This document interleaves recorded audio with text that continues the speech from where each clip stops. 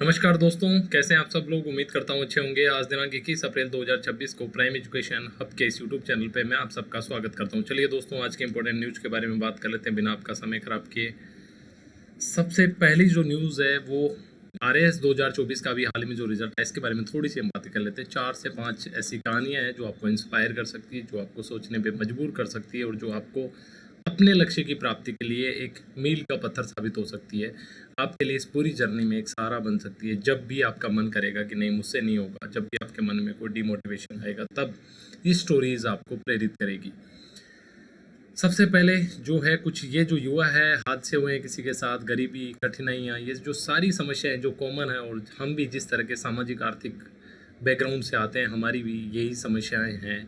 इन सब समस्याओं को अपने मार्ग की बाधा नहीं बनने दिया इन टॉपर्स ने और सफलता की जो है कहानियाँ लिख दी।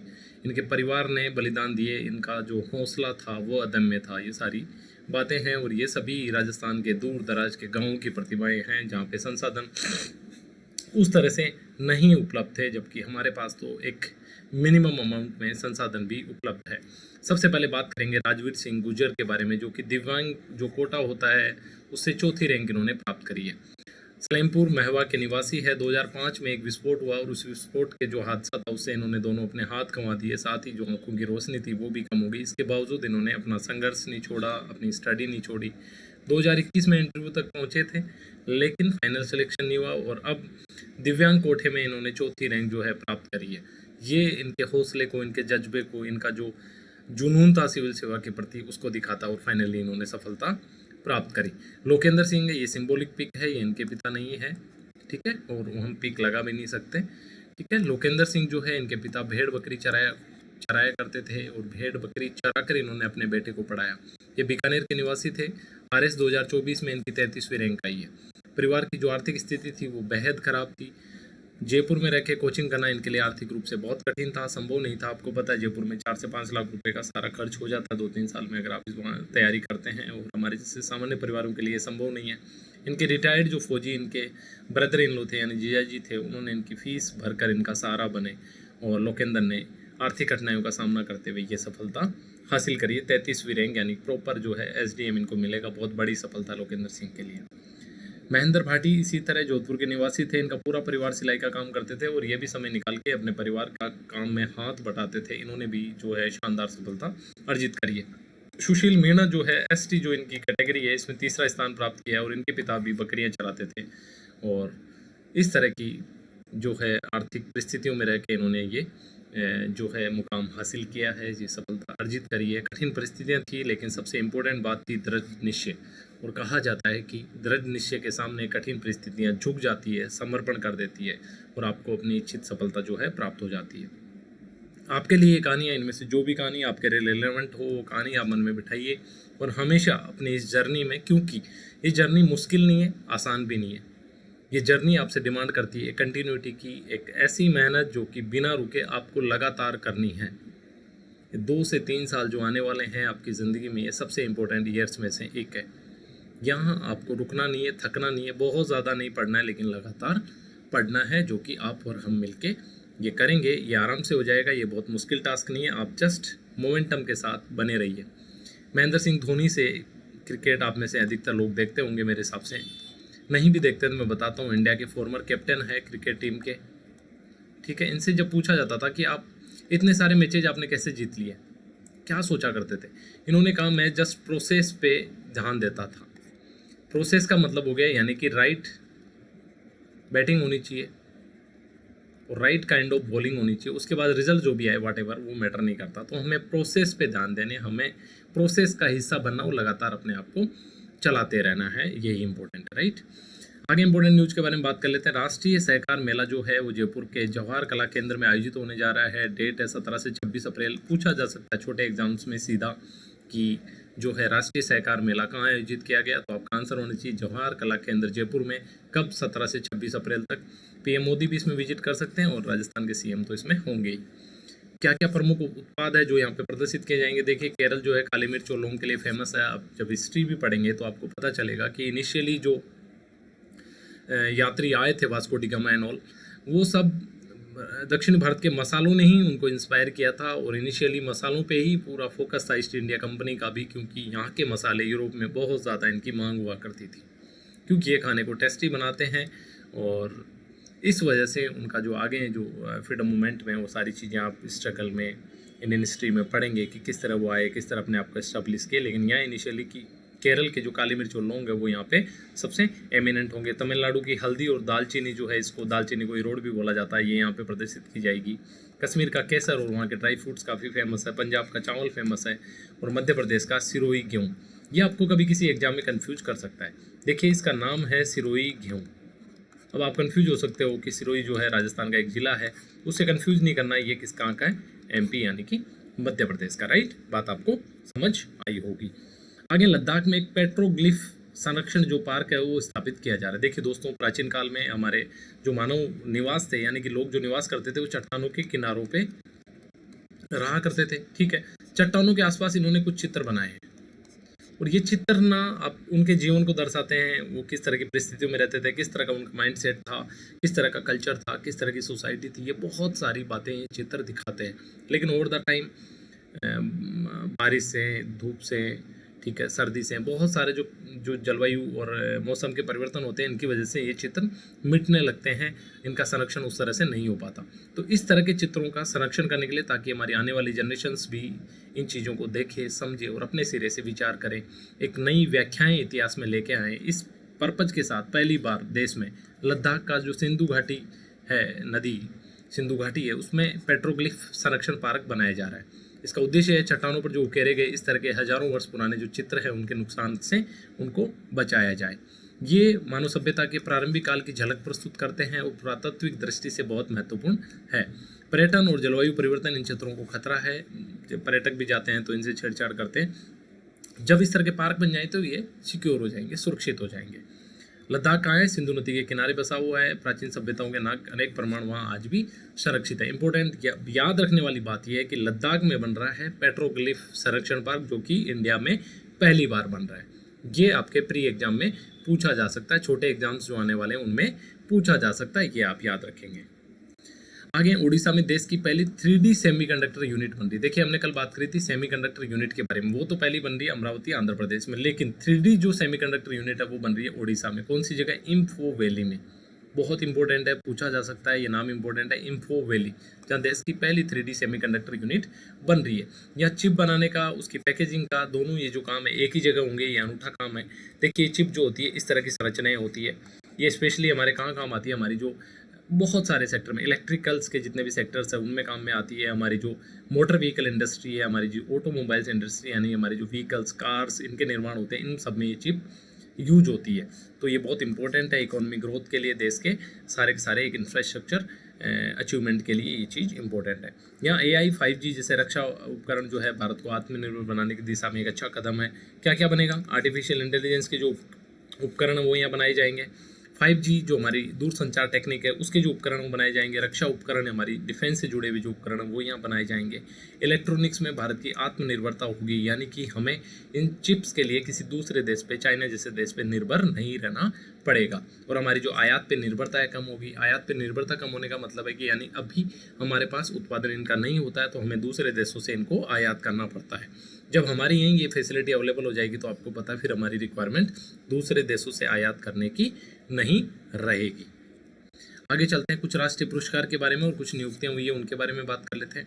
Professor MS Swaminathan award. देखिए इस प्रोफेसर MS स्वामीनाथन जो वो व्यक्ति है जो हमारे यहाँ हरित क्रांति के लिए सबसे महत्वपूर्ण व्यक्ति थे, हरित क्रांति जिन्होंने देश को दी। इनके नाम पे एक अवार्ड है। अवार्ड किसको मिला है? Doctor CH Srinivas Rao. याद रखेंगे, ये नाम इंपॉर्टेंट है, CH श्रीनिवास राव। ये भारतीय कृषि अनुसंधान जो संस्थान है उसके कुलपति है।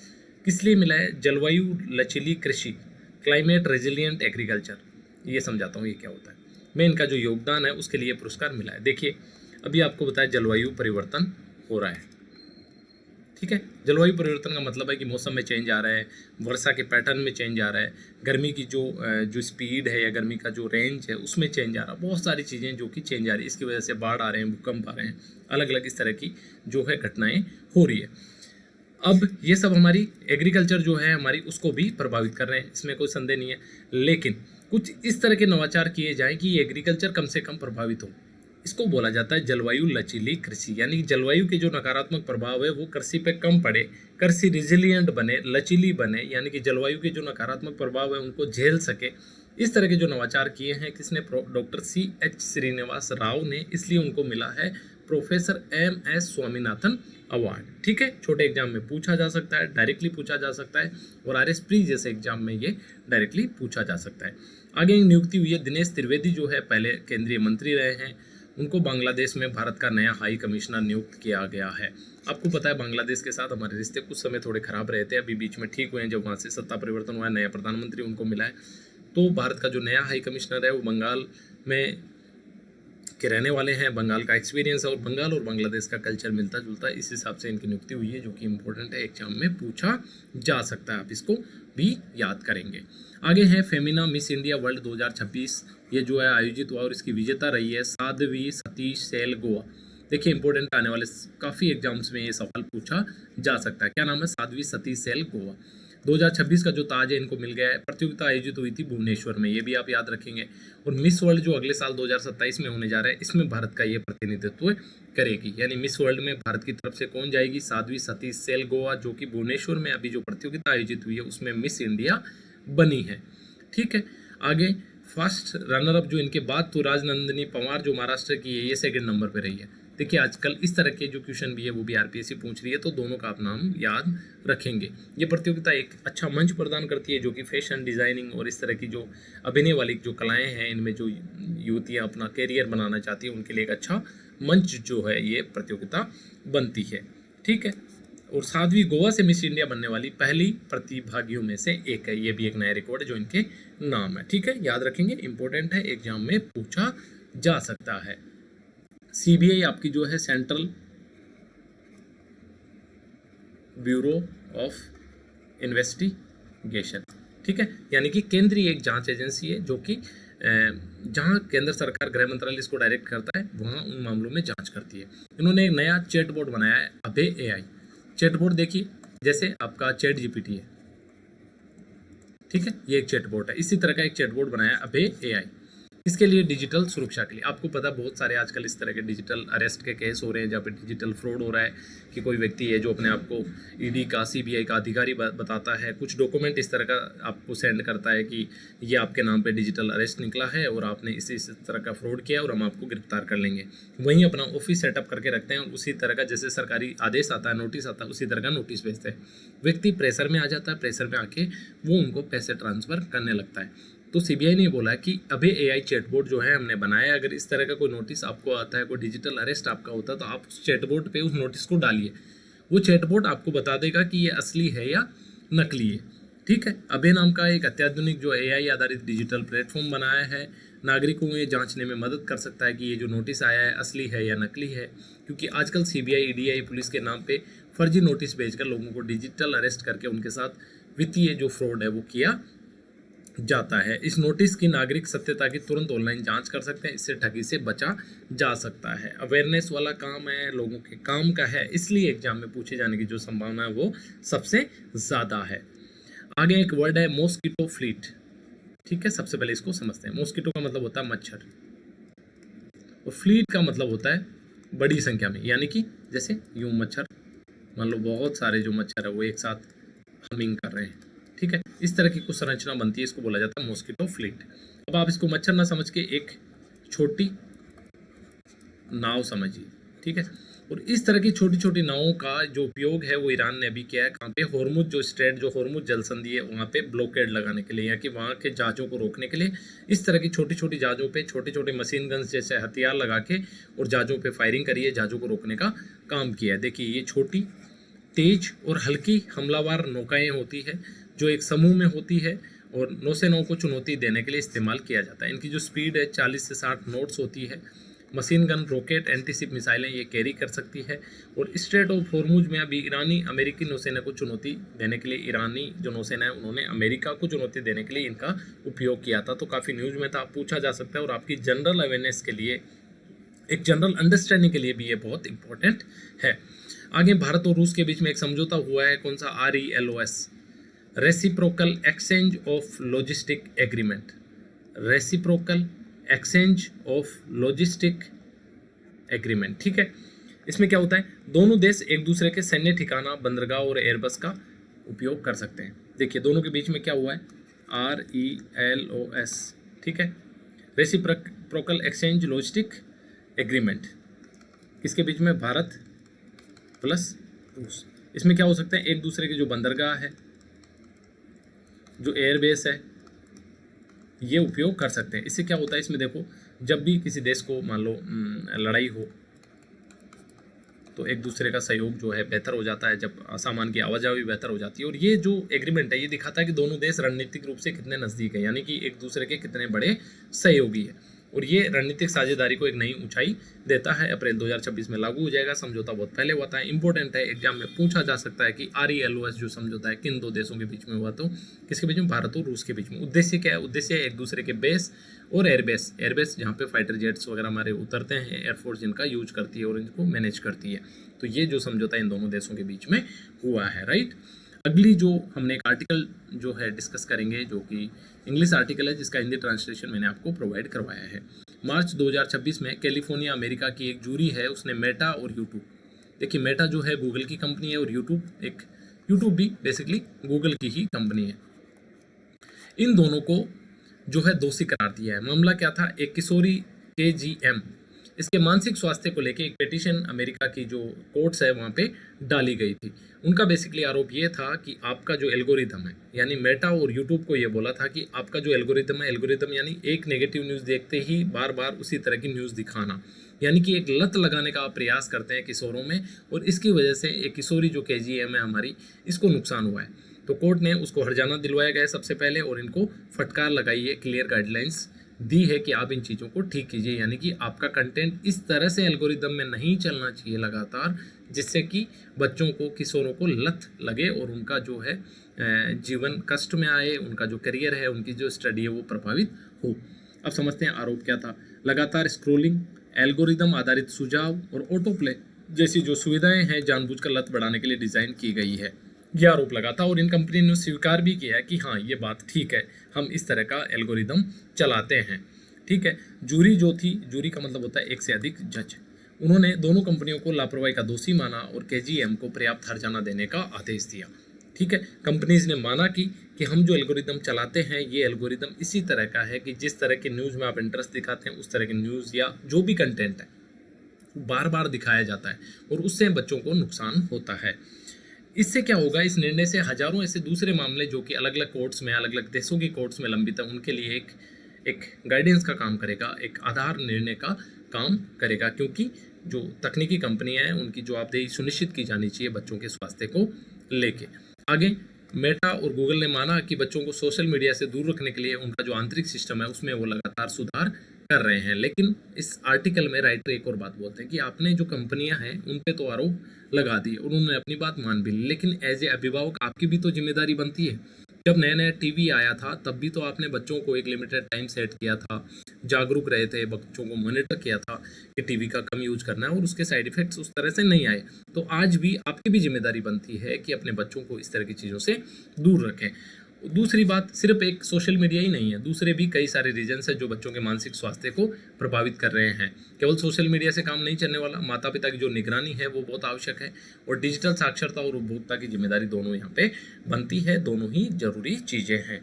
तो ये थी आज की इंपॉर्टेंट हमारी न्यूज़। हमने बात करी RAS की जो इंस्पायरिंग स्टोरीज है उनके बारे में, राष्ट्रीय जो सहकार मेला जयपुर में लगने जा रहा है 17 से 26 अप्रैल तक उसके बारे में, लद्दाख में पेट्रोग्लिफ जो पार्क बनने वाला है उसके बारे में, ओडिशा की जो वैली में 3D चिप यूनिट बनने वाली है उसके बारे में, मिस इंडिया के बारे में, CBI के अभय चैटबॉट के बारे में, RELOS जो समझौता भारत और रूस के मध्य हुआ है उसके बारे में, और सोशल मीडिया पे अमेरिकी कोर्ट का एक ऐतिहासिक फैसला जो कि आप आने वाले टाइम्स में इस तरह के जो फैसले पेंडिंग है उनके बारे में एक लाइट हाउस का काम करेगा। तो ये थी आज की इंपॉर्टेंट न्यूज़। उम्मीद करता हूँ आपके लिए न्यूज़ फायदेमंद रही हो। जस्ट आप सुनिए, आराम से अपने दिमाग में सेट होने दीजिए। अगर आप जैसे ही हम इस इनिशिएटिव को 6 महीने, 8 महीने, 10 महीने आपके लिए होंगे, आपको एक अलग तरह की कैपेसिटी अपने अंदर नज़र आएगी, आप बहुत एम्पावर्ड फील करेंगे, और सिविल सर्विसेज में जिस तरह के एब्स्ट्रैक्ट क्वेश्चन आजकल पूछे जा रहे हैं उनके आंसर करने में आप अपने आप को औरों से कहीं ज़्यादा बेहतर महसूस करेंगे और आपके करंट अफेयर्स के लिए ये वन स्टॉप सॉल्यूशन है।